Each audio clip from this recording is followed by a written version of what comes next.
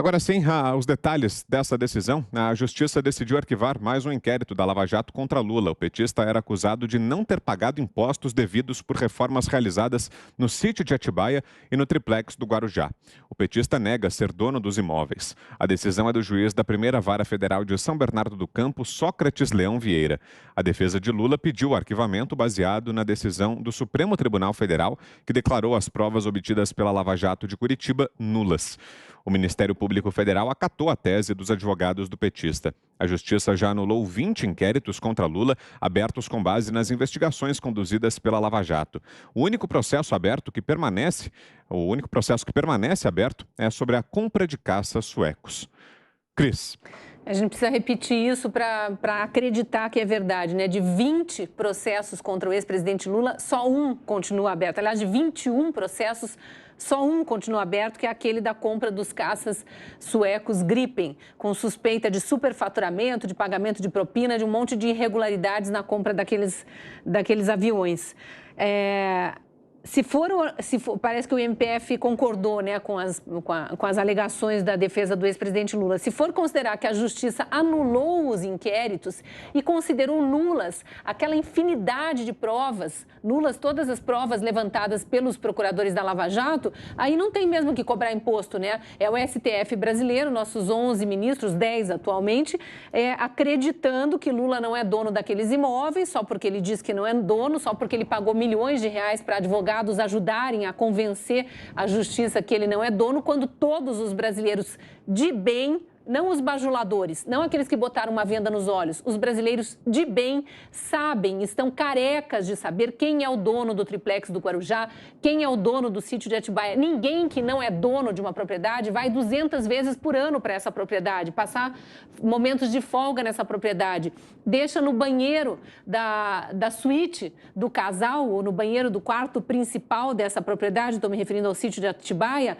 cremes dermatológicos feitos em farmácia de manipulação com o nome da sua esposa, ou o roupão que usa depois que sai da cama na hora que acorda com o seu nome bordado, ou os pedalinhos no lago com o nome dos seus netinhos. Quem faz isso numa propriedade que não é sua?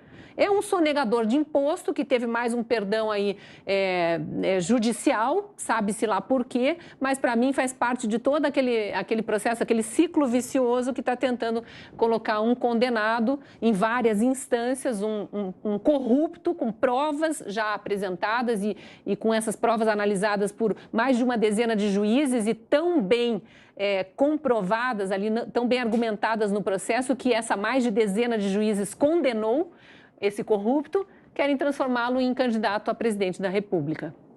Diga, Zé. E esse caso aí dos 36 caças, né, o juiz Valisney tem mantido lá, dizendo que não é ilação, não. E que a base não é só a delação premiada. Olha, Cris, o que está acontecendo é o seguinte, com esse questionamento, e eu antecipei, falei, olha, a Lava Jato ainda vai ser analisada em pontos importantes. E o principal argumento aí é sobre delação premiada, quer dizer, vários processos caíram exatamente com base nesse argumento. Mas tudo isso é falso, né? O que é verdadeiro mesmo é o seguinte, houve roubo, houve devolução, não existe a volta dos que não foram, né? Se voltou é porque foi. Então, se devolveu o dinheiro é porque alguém roubou. Nesse caso aí do sítio, é tão evidente que nem entro, eu não gosto de falar nessa história. O sítio é dele, não é dele. O que aconteceu foi o seguinte, ele gastou mais do que o valor do sítio em reformas, né? Então, se é dele, não é? Vamos deixar de lado. Agora, que foi ele que fez a reforma, não tem absolutamente nenhuma dúvida. Foi ele que ordenou e quem realizou foi o Odebrecht. Está lá nos autos provados, funcionários prestaram depoimento, dizendo que tinham que ficar calados sobre quem estava ordenando, quem estava pagando as reformas. Então, pode esquecer essa história, é meu, não é meu. O que é importante é o seguinte, tanto no sítio quanto no apartamento, o Lula fez reformas absurdas.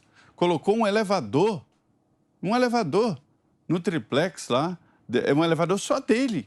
no triplex para ter uma ideia das reformas. Reformas absurdas. Olha, eu tenho uma frase que digo o seguinte: não há nada mais difícil no mundo do que esconder dinheiro. Dinheiro apareceu, sai pelos ouvidos, sai pelas portas e janelas. Essas reformas no sítio, essas reformas no apartamento indicam que estava entrando dinheiro fácil. É assim que acontece, estava tudo comprovado. Eu me lembro do Sérgio Moro dizia: nós não estamos aqui numa causa civil para saber de quem é dono do imóvel. Nós estamos aqui para saber que o dinheiro entrou em reformas, em apoio, e entrou. Só que aí tem essas pegas jurídicas e acabou acontecendo o que todo mundo temia, né?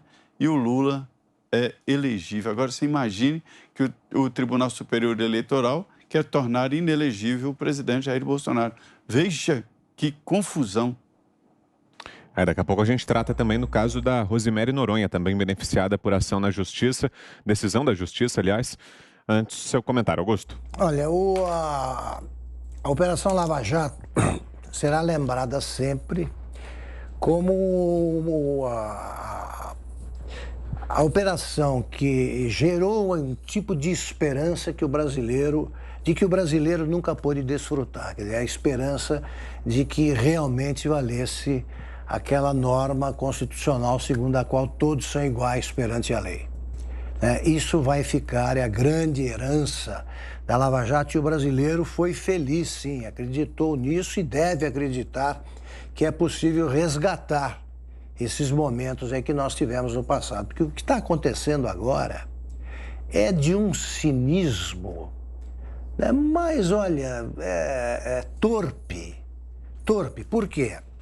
Primeiro, eles começaram a libertar bandidos. E o Lula é o grande símbolo disso. A Rosemary vem como brinde, né? Ela é um penduricalho do Lula, porque o poder que ela tinha vinha da presidência da República. Ela chefiava o escritório da presidência em São Paulo, nomeada pelo Lula, que a conheceu num bailão do Sindicato dos Bancários, apresentada por José Dirceu. Ele viu algumas qualidades, né? Ele botou lá como a chefe do escritório de São Paulo, e ela, da presidência em São Paulo, e ela nomeou os bebês de Rosemary. Formou uma quadrilha doméstica, né? E com alguns agregados, e nomeou gente e tal. Isso aí foi tudo anulado. Não vale essa prova, não vale e tal. O Lula não é bandido para quem julga isso aí. Como se fosse possível. A Cris estava lembrando aí, eu estava citando algumas evidências de que o sítio pertencia ao Lula, ou o triplex pertencia ao Lula. Eu pergunto aos que nos acompanham, vocês teriam coragem de decorar as paredes de um lugar que vocês só visitam e não são os donos, com fotos da família? Já viram isso em algum lugar? 111 fins de semana, e você fica olhando a foto do netinho e a casa do outro. Esse tipo de... Se fizesse um filme sobre a roubalheira do Lula, e com esse roteiro, você não conseguiria chegar ao 10º minuto sem que um estagiário, de qualquer esquema policial menos indecente, descobrisse que é o bandido. E é o Lula. Pois bem, agora eles não só estão absolvendo os culpados, como punindo os inocentes. Puniram o procurador, um dos procuradores da Lava Jato, porque ele, com o dinheiro dele, botou lá um outdoor, né? Um outdoor louvando o louvável trabalho da Lava Jato. Esse foi punido. Ele foi demitido do Ministério Público. Ele não pode apurar, porque ele é fora da lei. Agora, defensor da lei é o ladrão e lavador de dinheiro Lula. Tá bom.